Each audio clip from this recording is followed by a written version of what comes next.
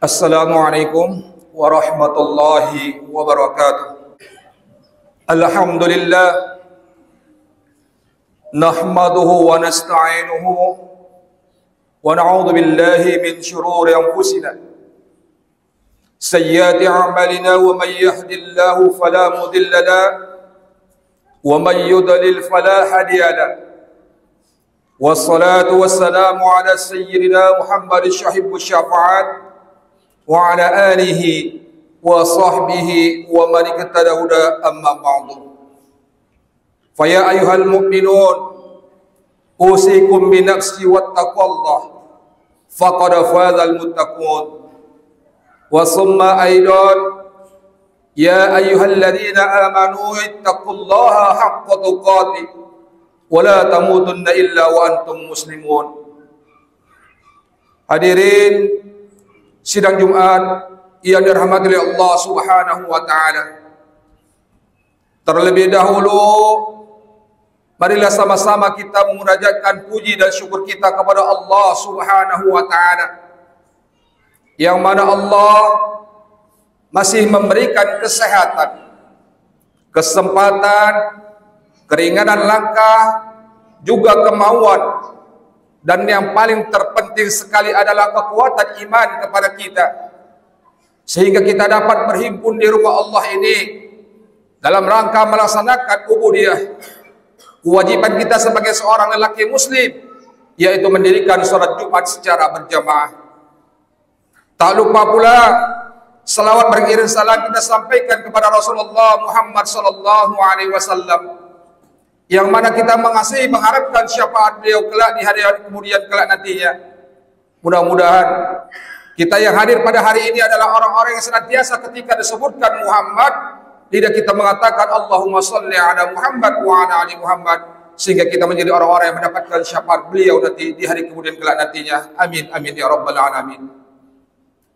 Hadirin sidang Jumat rahimani wa rahimakumullah.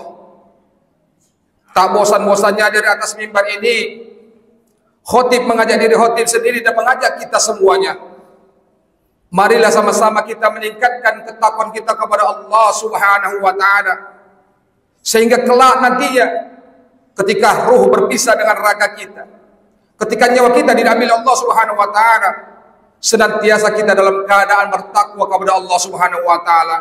Dalam arti kata, selama hidup ini, selama kita mengisi kehidupan di atas dunia yang Allah ini, kita mengisi apa yang diperintahkan oleh Allah kita laksanakan, dan apa yang dilarang oleh Allah kita jauhi atau tidak kita pernah laksanakan. Hadirin sidang Jumat rahimani wa rahimakumullah. Pada hari ini adapun tema yang akan kita sampaikan adalah mendirikan sholat. Adalah seorang laki-laki yang dia bukan seorang nabi, bukan seorang rasul, tapi Allah sayang dan cinta kepadanya. Karena Allah cinta dan sayang kepadanya, Allah abadikan namanya di dalam satu surat di dalam Al-Quran. Allah jadikan namanya di dalam satu surat dalam Al-Quran, saking Allah sayang dan cintanya kepada dia. Siapa laki-laki yang paling beruntung ini? Dia adalah Luqman. Kenapa Luqman diabadikan Allah namanya di dalam Al-Quran? Karena ia di dalam mendidik anaknya, ketika masa hidupnya senantiasa mengajak anaknya agar bertakwa kepada Allah Subhanahu wa taala. Bahkan di akhir hidupnya, ketika azal akan tiba, Luqman berkata, "Ya bunayya, wahai anak-anakku, ma ta'buduna min ba'di." Kalau aku nanti sudah mati, apa yang kamu sembah? Luqman mengajarkan kepada anaknya tauhid, mengajarkan kepada anaknya agar menyembah Allah Subhanahu wa taala, mendirikan sholat walaupun dia nanti telah tiada. Bahkan kalimat yang kedua dikatakan Luqman, "Ya bunayya la tusyriku billah." Janganlah engkau menduakan Allah ya wahai anak-anakku, kata Luqman. "Wa bil walidaini ihsan," kata Luqman, dan berbuat baiklah kepada ayah dan ibu. Luqman mengajarkan tauhid kepada anak-anaknya. Luqman mengajarkan kepada anak-anaknya agar senantiasa mendirikan sholat walaupun dia nanti telah tiada. Karena dia tahu sholat itu adalah merupakan tiang daripada agama. Kalau ibadah puasa kita dalam keadaan perjalanan atau disebut dengan musafir atau dalam keadaan sakit, bisa diganti dengan bulan-bulan yang lain. Kita ingin bersedekah, kalau ada rezeki silahkan. Kita ingin berinfak, berzakat, silahkan kalau ada rezeki. Kita ingin menunaikan ibadah haji bila sanggup, jasmani, rohani, bahkan keuangan atau finansial, silahkan menunaikan ibadah haji. Tidak langsung harus diwajibkan hari itu juga. Tapi kalau sholat tidak ada tawar-menawar, disuruh mendirikan sholat, tidak sanggup berdiri, duduk. Tak sanggup duduk, tidur. Tak sanggup tidur dengan cara isyarat. Enggak sanggup juga disolatkan. Sholat tetap harus ditegakkan. Kenapa sholat itu harus ditegakkan? Karena sholat itu langsung Allah dengan Rasulnya. Kalau ibadah-ibadah yang lain Allah sampaikan kepada malaikat Jibril. Kemudian malaikat Jibril menyampaikan kepada Rasulullah Muhammad SAW. Akan tetapi sholat dijemput oleh Rasulullah SAW langsung. Yaitu dengan cara bagaimana? Ketika Rasulullah melaksanakan Mi'rajnya. Rasulullah dari Masjidil Aqsa, Palestina atau Yerusalem, langsung ke Sidratul Muntaha. Langsung hadiah dari Mi'rajnya Rasulullah adalah bagi kita mendirikan sholat 5 waktu sehari semalam. Bahkan suatu ketika Nabi Musa alaihissalam sedang duduk, Allah berkata, "Ya Musa." Dijawab oleh Musa, "Iya ya Allah." "Engkau tahu siapa aku ya Musa?" Musa pun menjawab, "Ya Allah, Engkau adalah Rabb Tuhanku." "Ya Musa, kalau begitu siapa engkau?" Musa pun menjawab, "Ya Allah, aku adalah abdi, hambamu ya Allah." "Kalau engkau tahu ya Musa, aku adalah Tuhanmu, sedangkan engkau adalah ciptaanku atau hambaku, fa'budni, sembahlah aku," kata Allah. Lantas Musa berkata, "Ya Allah, bagaimana cara menyembahmu ya Allah?" Maka Allah pun berkata dalam surat Thaha ayat 14, "Innani anallah, sesungguhnya aku ini adalah Allah. La ilaha illa ana, tiada Tuhan melainkan aku. Fa'budni, maka sembahlah aku. Wa aqimus shalah, dengan cara mendirikan salat. Wa aqimus shalah li dzikri, karena salat itu untuk menyembah atau untuk mengingatku," kata Allah. Semua nabi diwajibkan untuk mendirikan salat, tidak tanpa kecuali. Apalagi kita yang lemah. Dan untuk itu, mari sama-sama kita senantiasa memelihara salat kita. Kenapa? Kezoliman yang paling zolim adalah meninggalkan salat. Tapi puncak pengabdian kepada Allah, puncak kita menyatakan diri kita adalah sebagai ciptaan Allah adalah dengan cara mendirikan salat pula. Ada orang yang berkata, "Untuk apa salat kalau hatinya tidak bersih?" Itu orang-orang seperti itu perlu kita pertanyakan siapa Nabi dan Rasulnya. Kalau hatinya ditanya, Rasulullah itu hatinya paling suci. Dia berkata-kata tidak semena-mena. Tapi Rasulullah berkata dibimbing oleh Allah Subhanahu wa taala, tapi tetap mendirikan salat. Bahkan Rasulullah sampai bengkak-bengkak kakinya mendirikan salat malam, salatul lail. Kita yang hari ini hanya menganggap sepele salat, hanya mengatakan salat enggak penting, yang penting hatinya. Itu adalah kalimat yang salah. Yang kedua, sebagai orang yang beriman, jadikanlah salat adalah merupakan suatu kebutuhan untuk kita, bukan suatu kewajiban. Kenapa? Di dalam salat bukan hanya satu kata-kata untuk memuji Allah. Akan tetapi di dalam salat juga ada kebutuhan untuk kita berupa doa. Apa buktinya? Beruntunglah orang yang duduk di antara dua sujudnya, dia sedikit agak lama, betul-betul menghayati duduk di antara dua sujudnya. Ketika duduk di antara dua sujud orang mendirikan salat, dia berkata, "Rabbighfirli." Ya Allah, ampunilah dosaku. Warhamni, kasihanilah aku. Wajuburni, cukupkanlah segala kekuranganku. Warafa'ni, angkatlah derajatku. Warzuqni, berikanlah aku rezeki. Wahdini, berikanlah aku petunjuk. Wa'afini wa'afwanni, berikanlah aku kemaafan-Mu ya Allah. 100% untuk kita yang mendirikan sholat. Berarti sholat itu bukan hanya memuji Allah saja, tetapi di situ sebagian memuji Allah, sebagian lagi meminta kepada Allah Subhanahu wa taala atas kebutuhan kita sendiri.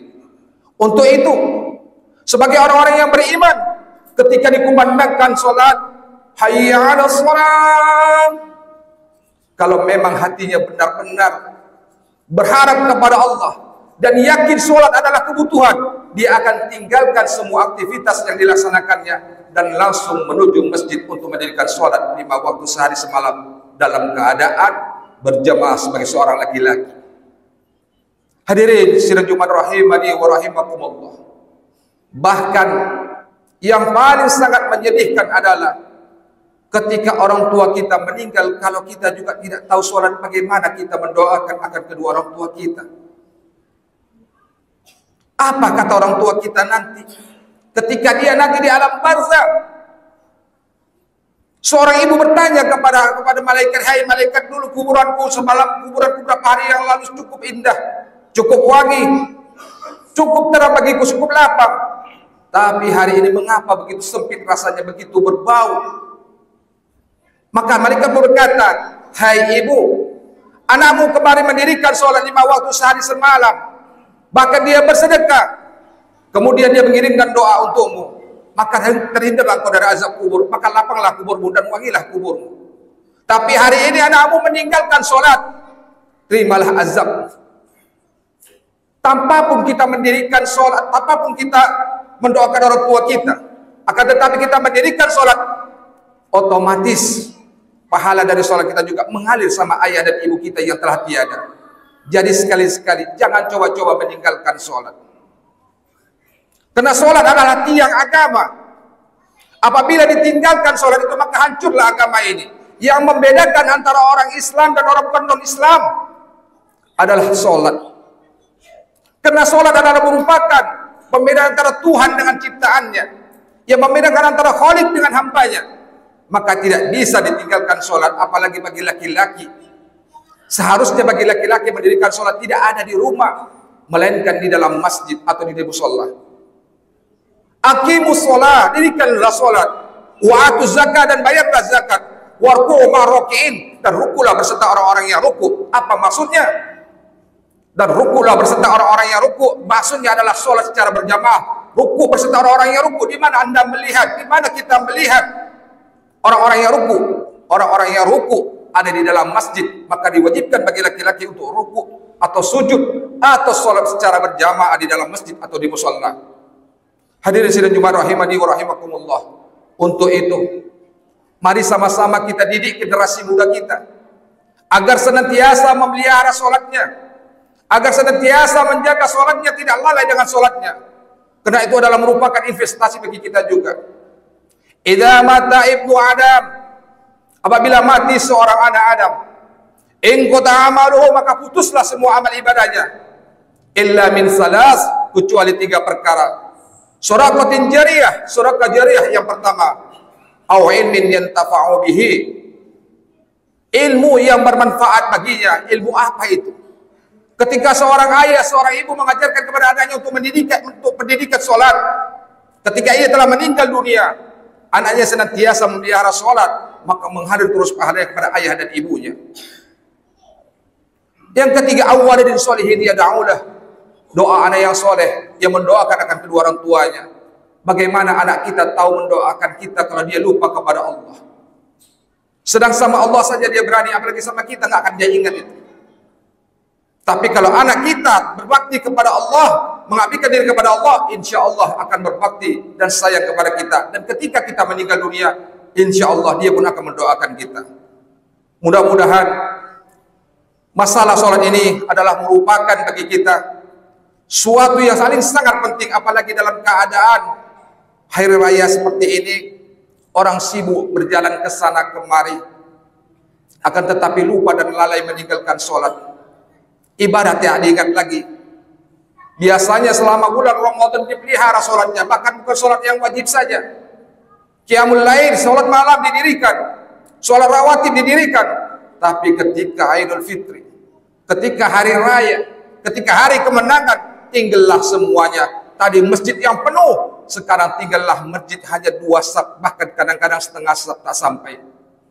Untuk itu marilah sama-sama kita menjadi orang yang senantiasa meramaikan masjid, dan mudah-mudahan generasi muda kita menjadi orang-orang yang juga senantiasa memelihara ibadah sholat kita, memelihara sholat untuk secara berjamaah juga, tidak masing-masing, agar mereka juga selamat dunia dan akhirat. Barakallahu li wa lakum fil Qur'anil azim, wa nafa'ni wa iyyakum bima fihi minal ayati wa dzikril hakim, wa taqabbala minni wa minkum tilawatahu innahu was-sami'ul 'alim. اللهم صل وسلم وزد وبارك وعلم وتفقد وبارك بجلالك وكرامك على سيد عبادك سيدنا ومولانا محمد وعلى آله وصحبه وسلم. ورضي الله تعالى عن كل صحابة رسول الله أجمعين. الحمد لله الذي بنعمته تتم الصالحات. الحمد لله الذي هدانا لهذا وما كنا لنهتدي لولا أن هدانا الله. أشهد أن لا إله إلا الله وحده لا شريك له، وأشهد أن محمدا عبده ورسوله لا نبي بعد. أما بعد، فيا أيها المؤمنون أوصيكم من نفسي واتقوا الله فقد فاز المتقون. وثم يا أيها الذين آمنوا اتقوا الله حق تقاته ولا تموتن إلا وأنتم مسلمون. إن الله وملائكته يصلون على النبي يا أيها الذين آمنوا صلوا عليه وسلموا تسليما. اللهم صل على محمد وعلى آل محمد كما صليت على إبراهيم وعلى آل إبراهيم، وبارك على محمد وعلى آل محمد كما باركت على إبراهيم وعلى آل إبراهيم في العالمين إنك حميد مجيد. اللهم اغفر للمسلمين والمسلمات الأحياء منهم والأموات برحمتك يا أرحم الراحمين. اللهم انزل الرحمة والمغفرة إلى أهل القبور من أهل لا إله إلا الله محمد رسول الله صلى الله عليه وسلم. اللهم ربنا هب لنا من أزواجنا وذرياتنا قرة أعين واجعلنا للمتقين إماما. ربنا ظلمنا أنفسنا وإن لم تغفر لنا وترحمنا لنكونن من الخاسرين. ربنا آتنا في الدنيا حسنة وفي الآخرة حسنة وقنا عذاب النار. عباد الله، إن الله يأمر بالعدل والإحسان وإيتاء ذي القربى وينهى عن الفحشاء والمنكر والبغي يعظكم لعلكم تذكرون.